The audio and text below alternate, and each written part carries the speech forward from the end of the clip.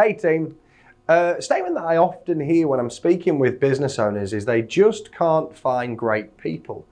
Now that often comes down to the type of recruitment that we're doing, which I always call they'll do recruitment, versus really knowing and understanding the perfect candidate that you want. So today's video is 10 top tips to hiring great people.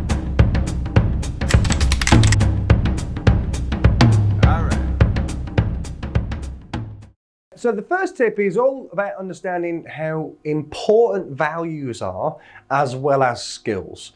Most recruitment-based decisions are around, can the person do the job? Okay, so have they got the skills needed to get the job done? Versus, does this person match my values? It's fair enough if they can just do the job, they'll probably do the job for now. If there's the values don't match, it's going to end with problems. So what I'm talking about is, what are the 5 most important things to you to happen in your business? Is it integrity? Is it commitment? Is it going the extra mile? What are the 5 drivers for you? And that should form part of your recruitment. Not just can they do the job, but they are a good cultural fit for me and my business. So that's tip number 1. Let's look at tip number 2.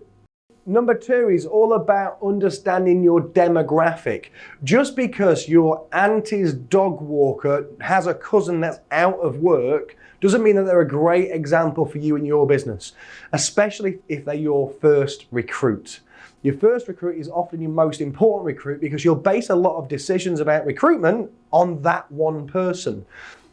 So just because you know that somebody's out of work doesn't necessarily give them everything that you need to come and work for you. The strategy is important. What's the age group? Where can you find those people? And then use that demographic to find them. That might be Facebook for some people if you're looking for the fairly younger, middle-aged audience. It might be Instagram if you're looking for a younger audience. If you're looking for somebody that reads the paper and good reading skills, it might be paper advertising. But really think about the strategy. Just because they're out of work doesn't mean they're a good recruit.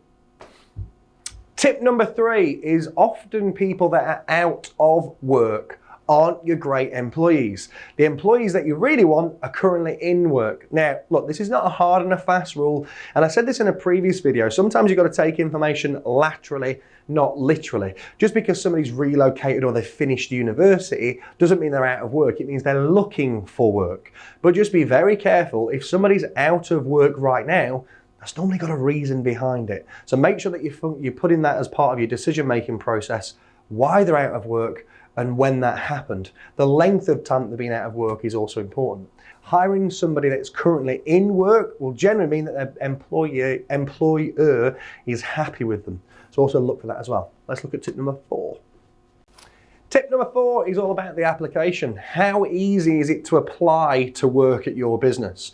There is always an argument about making this easy versus making it hard. For me, I'm about making it hard. The harder it is to apply for the position means you'll only get the cream at the top. Remember, the cream rises to the top.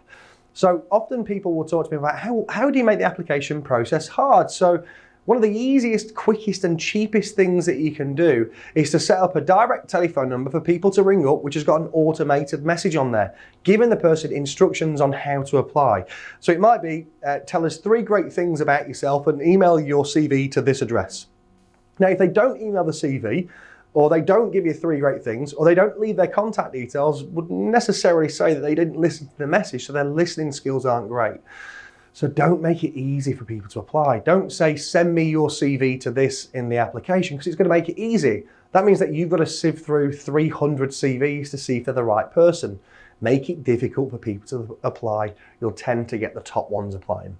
Tip number 5. Interviews are auditions. Deal with them in that way. If you ask somebody to tell you why they should be given the job, they will lie until they're blue in the teeth that they can do the job, because they want the job.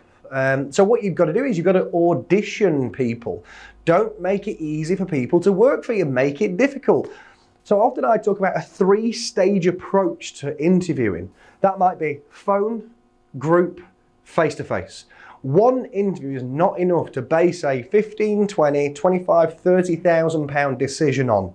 It's not enough, a 30-minute meeting together with one person and see if they've got 2 people as referees.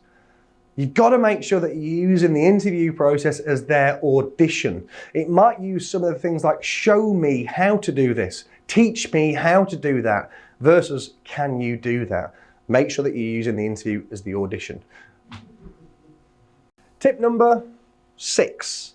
We alluded to this in the last video about at least having 3 interviews. I'm talking at least. Now, for the people that already recruit people or have current team members, you should also involve them as part of the process. Think about it as your recruitment process is the opposite way around. Normally people get given the job, then they really find out about what it's like working there. Well, turn it around a little bit. Maybe do a group interview where people can come into the business and find out a bit more about what you do. Meet some of your team members to see if it's going to be a good fit for them. We don't want to recruit for 3 months. We want to recruit for 30 years. Help them make the decision. Again, we spoke about this on the last one, but phone interviews are important. What are the top 10 things that you need to ask a candidate so they can get some of your valuable time? They want you as much as you want them. And what's that scorecard look like? We'll get to that on the next video. The group interview should be more about a tour of your organisation, what it's like working for you. Now, if it's just you in an office, it's also important to get them in and not just have a formal interview, but a get to know you type thing. That also might be a job trial. And the third one is where you're really ascertaining, do they have the skills required? You've gone through the references before that, so you're making that decision, or you're close to making that decision that you would want to hire this person. So let's look at the next thing. It says score.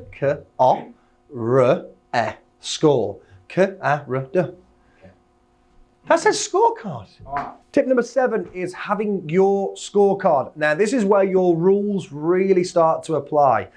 You've got to have a decision. Let's say on that first pre-interview / phone interview that you're doing with people, and you've got 10 questions. It might be a simple yes or no, green or red, if they answer that question to your satisfaction.